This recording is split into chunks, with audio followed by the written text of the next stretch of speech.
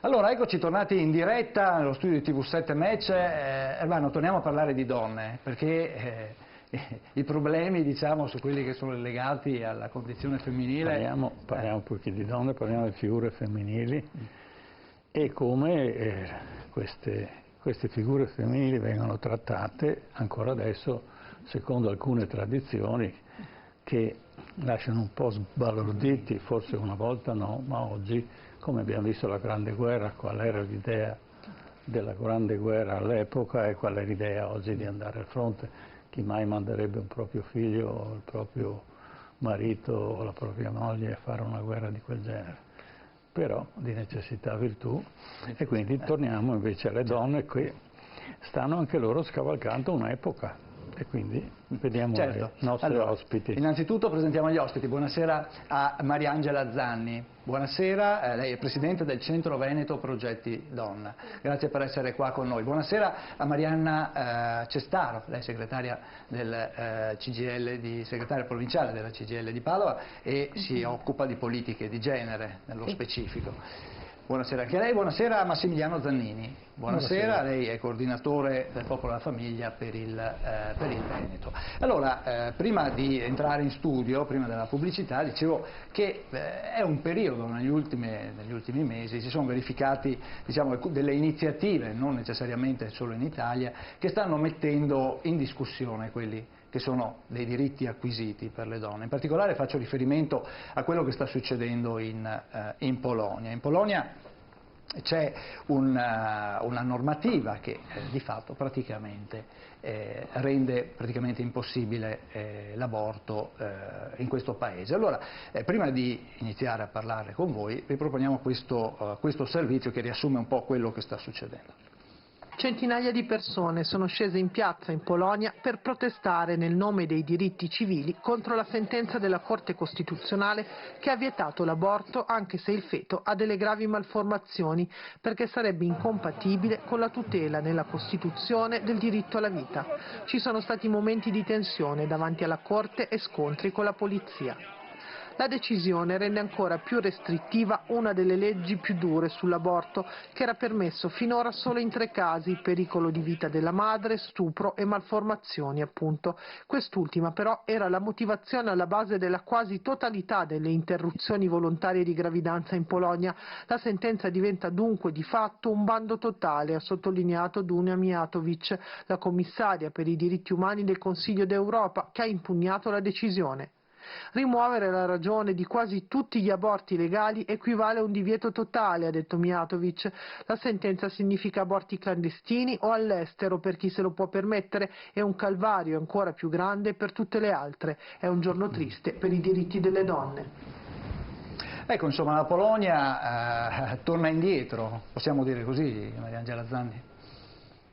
Possiamo dire così, possiamo dire che non è solo la Polonia, ma è una spinta purtroppo che c'è in altri stati dell'Unione Europea, ed è una spinta che sta avvenendo da un po' di anni anche in Italia. Ricordiamo che solo 2 anni fa noi stavamo combattendo contro un disegno di legge, il disegno di legge Pillon, che appunto ci riportava indietro di 50 anni. Era un disegno di legge che praticamente negava il diritto delle donne e dei loro figli ad uscire da situazioni di violenza, costringendole appunto, anche quando volevano separarsi, a dover mediare con il marito, che poteva appunto essere un maltrattante. Quindi quello che stanno facendo in Polonia le donne, quello che abbiamo fatto anche noi qua 2 anni fa, si stanno ribellando a quello che sta avvenendo, ed è sicuramente un segnale positivo. È positivo che insieme a tante donne ci siano anche tanti uomini. Ho letto che ci sono diverse categorie di persone che si stanno ribellando a questa sentenza, ed è un segnale che deve essere preso positivamente. Certo, ecco, Mariana Cestaro, non solo donne che protestano, anche uomini. Qui in Italia invece ultimamente si è aperto un altro capitolo, diciamo, su quello legato all'aborto, ed è stata, tra virgolette, la scoperta, poi si è scoperti che sono parecchi, quello relativo ai cimiteri dei feti. Vediamo questo servizio, dopo ne parliamo. Questa è la storia di una violenza. Donne che per scelta o necessità hanno abortito e si ritrovano con il proprio nome scritto su una croce in un cimitero. È il cimitero degli angeli, dove i feti vengono sepolti, spesso all'insaputa delle madri, da associazioni di volontariato che stipulano accordi con ospedali, ASL e comuni, che si trovano a dover smaltire ciò che resta dopo un aborto. Ma accade a Roma, al cimitero Flaminio, che alcune donne abbiano scoperto per caso una croce con il loro nome. Sotto ci sono i loro bambini mai nati. Una gogna senza senso che aggiunge dolore al dolore e di cui qualcuno dovrebbe rendere conto. Ecco, è un servizio molto breve ma sicuramente significativo, perché nuovamente la donna in questo caso viene, nel servizio si parlava di gogna, ma una sorta di criminalizzazione. Assolutamente sì. Non solo criminalizzazione, ma anche proprio una mancanza di rispetto totale per quella che è una decisione in capo alla donna, garantita da una legge in Italia da più di 40 anni, assolutamente legale e legittima, mentre questo è, io lo definisco un abuso. Lo definisco un abuso perché si fa del male a delle persone su una scelta che comunque mai viene presa con leggerezza e ci si mette una croce sopra. Io non ho parole per definire questa scoperta, veramente a volte penso che siamo arrivati al limite, invece scopro che si può anche scavare. Certo, certo. Ecco Zannini, da padre, da marito, insomma ecco, allora qui sembra che per le donne si stia un po', come dire, tornando indietro, anche appunto nel riconoscimento di diritti che sono acquisiti ormai da tempo. Beh, diciamo che il fatto che ci sia una legge qui in Italia che abbia 40 anni non significa che sia una buona legge, non significa che ci siano dei diritti acquisiti, diritti sulla base di cosa? Allora, fermo restando al massimo rispetto per le donne, lo ripeto, questo lo dirò sempre fino in punto di morte, massimo rispetto per le donne che soffrono, per quelle che subiscono violenza, per tutte quelle situazioni critiche di separazioni dove ci sono conflitti, dove ci sono già bambini, però noi qua, nel momento in cui parliamo di... Ecco, l'unica cosa diciamo che mi è piaciuta del servizio è che ha fatto una citazione dei bambini mai nati. Ecco, è stata l'unica cosa che mi ha colpito di questo breve servizio, perché è stato l'unico riconoscimento al fatto che non stiamo parlando solamente della donna che ha avuto, diciamo, questa esperienza traumatica, ma ricordiamoci che le persone in gioco sono due. Ma questo non perché lo dico io, o perché lo possono dire le colleghe qui, o perché lo può dire il direttore o te, ma lo dice la scienza, è un discorso scientifico questo.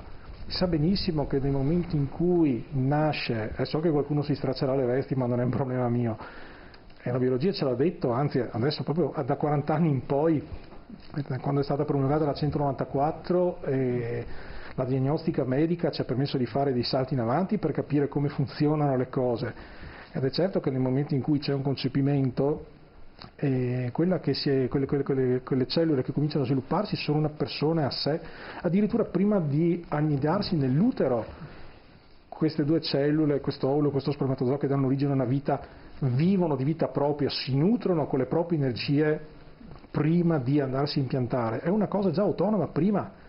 Poi, passate un paragone un po' azzardato, è come se questa nuova vita in qualche maniera per poter crescere dovesse far benzina, è come se io mi fermassi a un certo momento a far benzina alla macchina perché altrimenti non posso andare avanti, ma questo non toglie il fatto che c'è un distributore e che c'è un veicolo. Ripeto, è un paragone per rendere l'idea di cosa stiamo parlando, che sono due entità distinte. Quindi non vorrei che da qua dopo ci fossero strumentalizzazioni, ecco, Zannini parla delle macchine quando si parla di bambini e di donne violentate, no, è semplicemente per far capire che stiamo parlando di due entità, di due vite proprie, ciascuna delle quali deve essere rispettata. Ovviamente bisogna che ci siano le condizioni per ciò che sia questo rispetto. Lo dico per le donne stesse che si trovano ad affrontare questa scelta, che tante volte è una scelta imposta purtroppo, perché rispetto a quello che dice la 194, dove ci dovrebbe essere da parte delle istituzioni un aiuto prima di fare questa drastica scelta di andare ad abortire, ci dovrebbe essere un aiuto, bisognerebbe fare una valutazione, bisognerebbe dare in qualche maniera un supporto. Ecco, questa cosa non c'è. Qua c'è il vuoto cosmico da parte delle istituzioni ed è questo un dramma. E questo dramma in 40 anni ha causato 6 milioni di mancate nascite, 6 milioni, 6 con 6 zeri dietro. Sono un numero spaventoso, ricorda la Shoah, capito? Questo, parliamo di 2 vite, non di una sola. Ecco, dopo dobbiamo ragionare con temi, perché c'è rispetto per una, ma c'è rispetto anche per l'altra. Certo. Marianna Cestaro vuole, come dire... Mi sembra pleonastico dichiarare subito che non solo mi discosto totalmente da quello che ho appena sentito, non sono minimamente d'accordo con quello che ho sentito dire. Si parla di vita propria e indipendente quando si sa perfettamente che quella vita senza la madre non potrebbe assolutamente aver corso, ed infatti. Mi ricorda la presa, più che la scienza del 2020 mi ricorda la scienza un po' aristotelica o anche quella medievale in cui si considerava la donna un'incubatrice, quindi esattamente il serbatoio. Sì, era l'uomo che metteva il bambino all'interno il serbatoio che dava la benzina al feto per farlo diventare un bambino. Per fortuna siamo, esattamente, un bel marsupietto comodo ed accogliente. Per fortuna siamo nel 2020, la scienza dimostra, ma lo dimostra ancora prima della scienza la natura, che senza la donna il feto non diventa bambino, e sul corpo della donna, che è un'entità giuridica in Italia, paese civile, la scelta è della donna. Io non credo di avere altro. Io però sarei contrario di chiamare in causa la scienza. La scienza è una modalità, diciamo, che l'uomo persegue per riuscire a capire quello che succede attorno a lui e dare una spiegazione. La scienza non giustifica, la scienza spiega. Invece è la consapevolezza della madre singola, ma anche della società. Se la società non è accogliente e quindi va in soccorso di quella persona che in certi momenti deve decidere sì o no, perché il suo percorso di vita non gli consente altre scelte, se non l'aborto, e allora è la società che viene meno. E allora questa consapevolezza, che può derivare anche dalla scienza, quindi sappiamo come avviene il meccanismo, ma poi è la collettività che si deve prendere carico di questo. Avendo vissuto l'epoca della legge famosa per l'aborto, si discuteva molto. Io ho fatto vari servizi, pezzi giornalistici, e mi presi anche, allora si succedeva, mi presi anche una denuncia, perché insistevo nel dire sì, però bisogna che questa cosa sia un concetto collettivo, non che la collettività obblighi, ma se si può dare un percorso diverso, un'opportunità diversa alla donna, allora le cose cambiano e allora si va nella direzione giusta, perché la donna oggi più di prima è abbandonata. Anche se una volta la figlia che era rimasta incinta veniva cacciata dalla famiglia, non era molto più bello.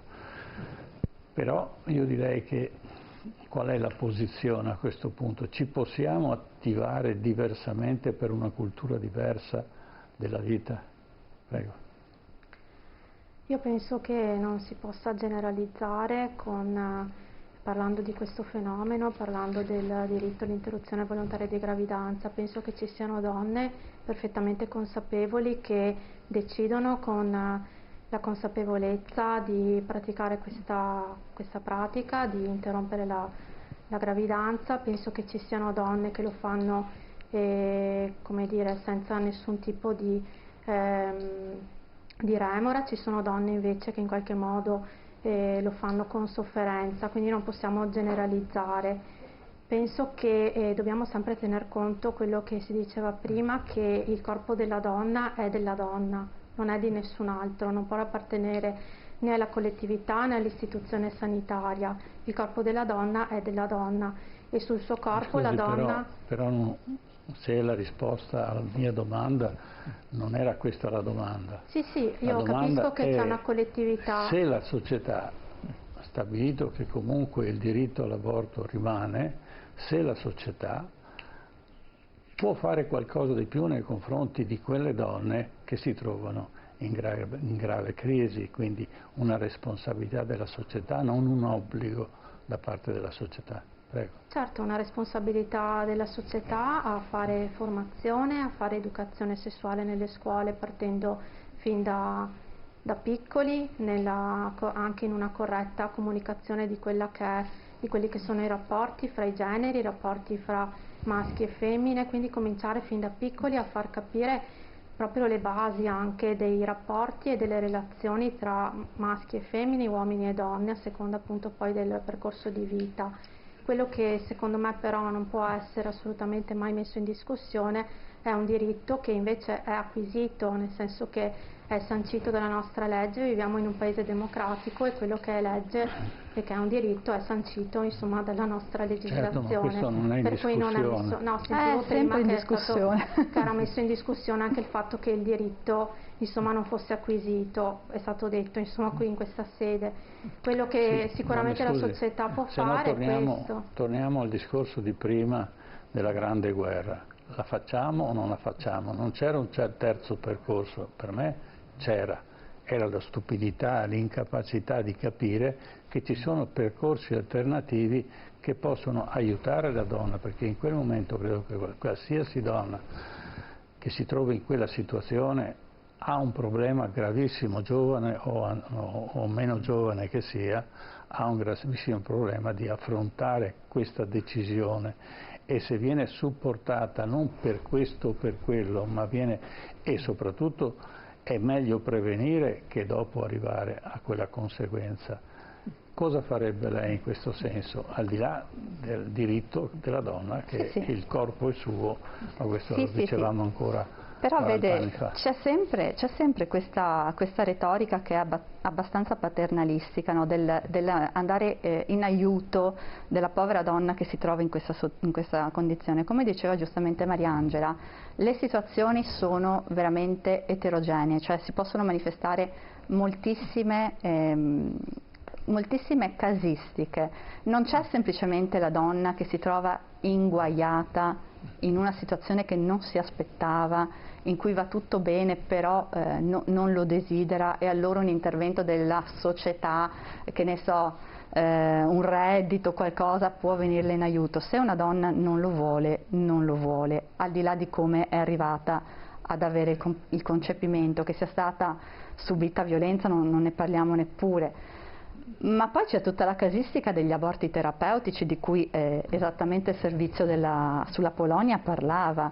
Cioè, io ho sentito cose che mi hanno fatto rabbrividire di ginecologi e ginecologhe obiettrici che si rifiutavano di praticare l'aborto su una gravidanza extrauterina fintanto che la donna non era in reale pericolo di vita, col rischio di perdere la donna.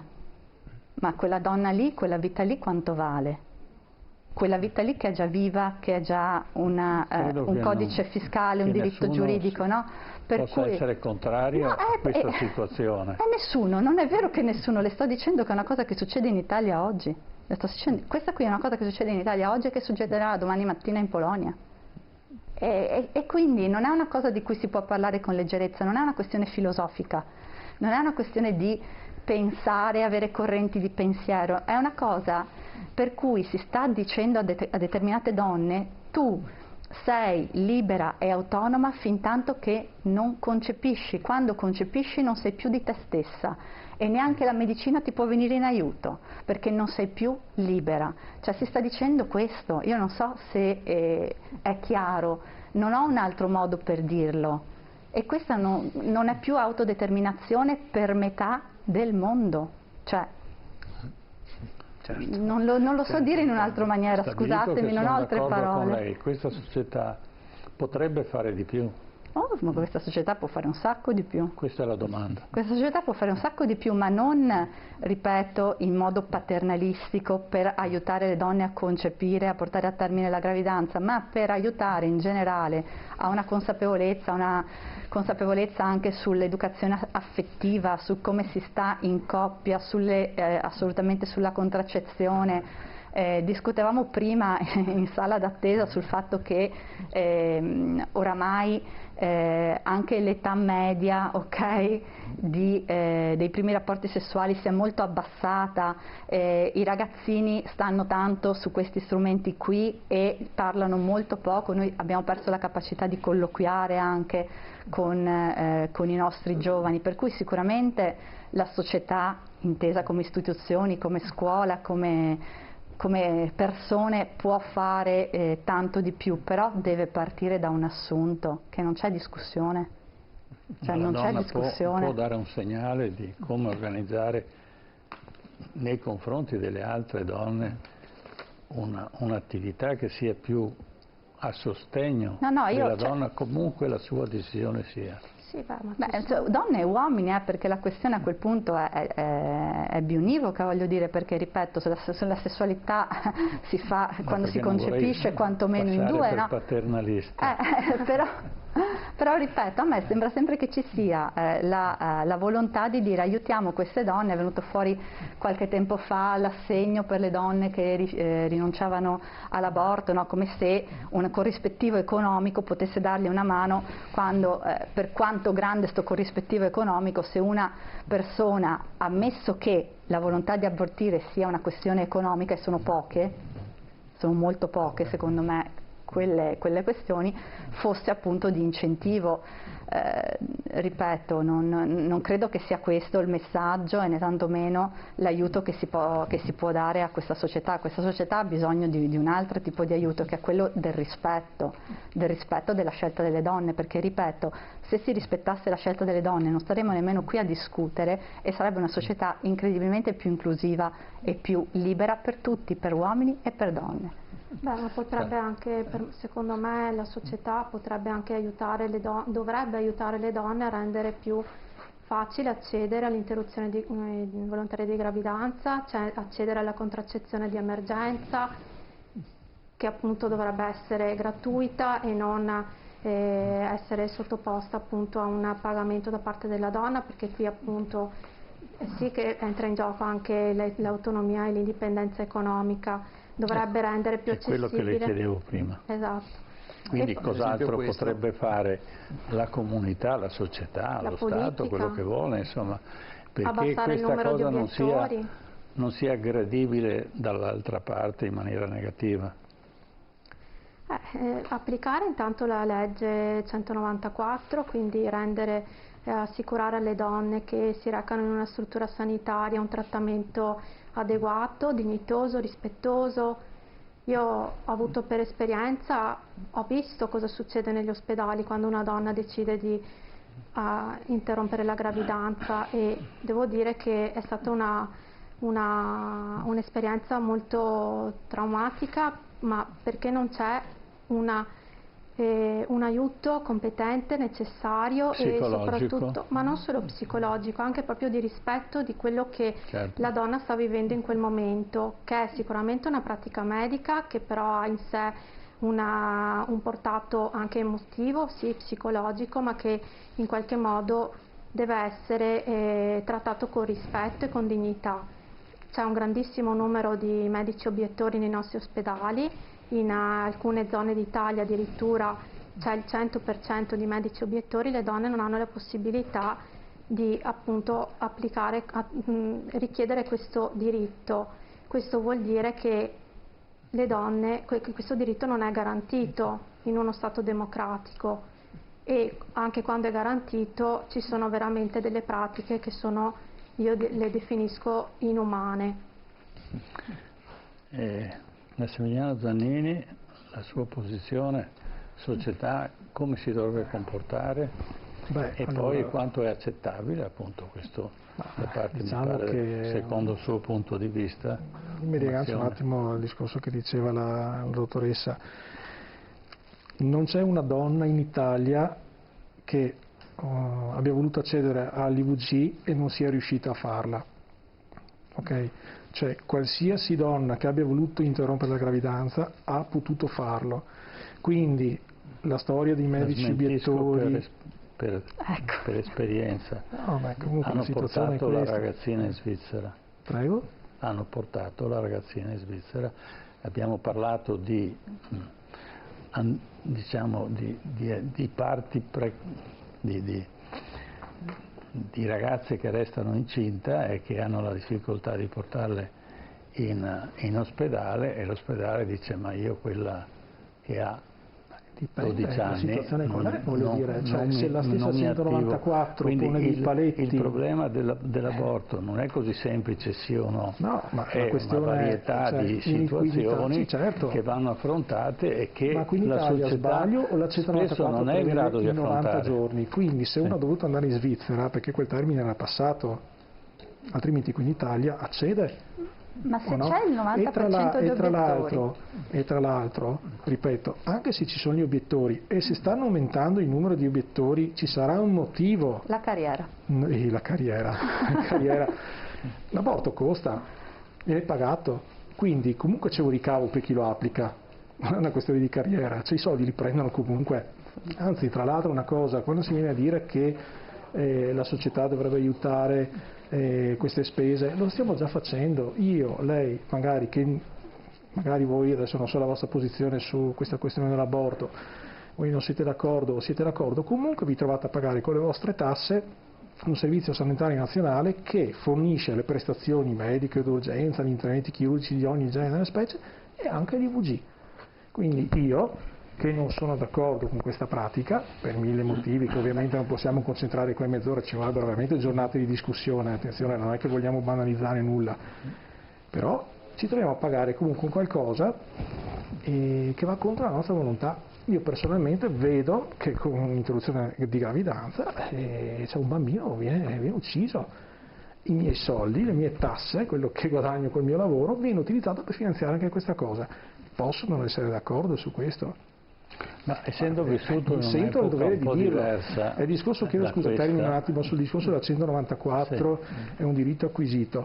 Allora, il fatto che siano passati 40 anni, ci siano stati dei risultati, non significa che non possa essere ripresa in esame una situazione per capire se può essere modificabile o se questo diritto presunto acquisito possa essere stato buono o no per la società, per le donne e anche per gli uomini, perché attenzione, nel momento in cui noi andiamo a parlare di aborto non abbiamo solamente la donna che è coinvolta, ci sono anche i partner e non sono tutti quanti, si parlava di ragazzini inconsapevoli che si divertono il weekend e scappa la gravidanza e il ragazzino non si vede più. Stiamo parlando anche di padri, potenziali padri, che sono sull'orlo del suicidio perché la loro compagna decide autonomamente di abortire perché la 194 glielo consente, su decisione della donna, l'uomo non c'entra niente, ma succedono queste cose qua, certo, sono testimone. Questo è uno degli aspetti. Purtroppo, questo è un ragionamento che non può essere fatto solamente da una persona.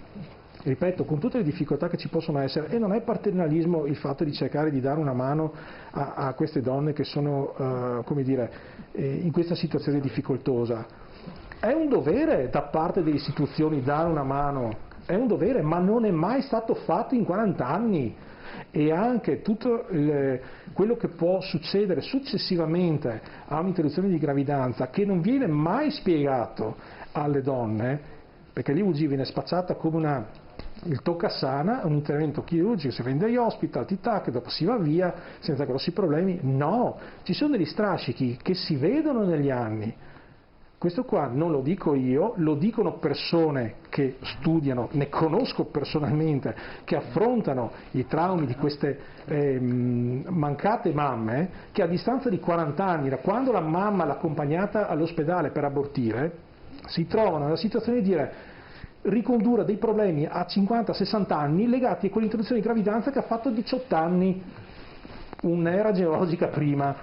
Non sono cose che si risolvono così facilmente, questo è il messaggio. E qua se proprio parliamo di violenza della donna, questa è una violenza, vanno dette queste cose prima.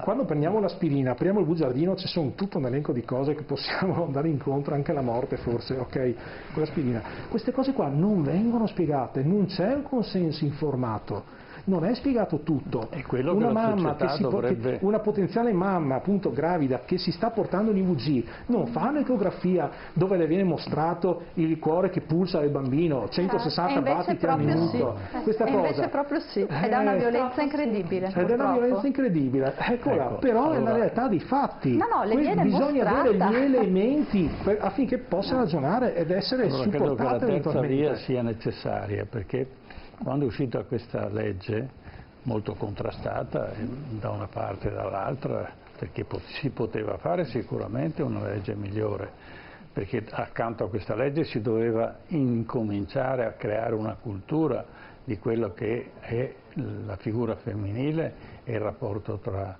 maschio e femmina. Allora c'erano migliaia di aborti clandestini con donne che morivano.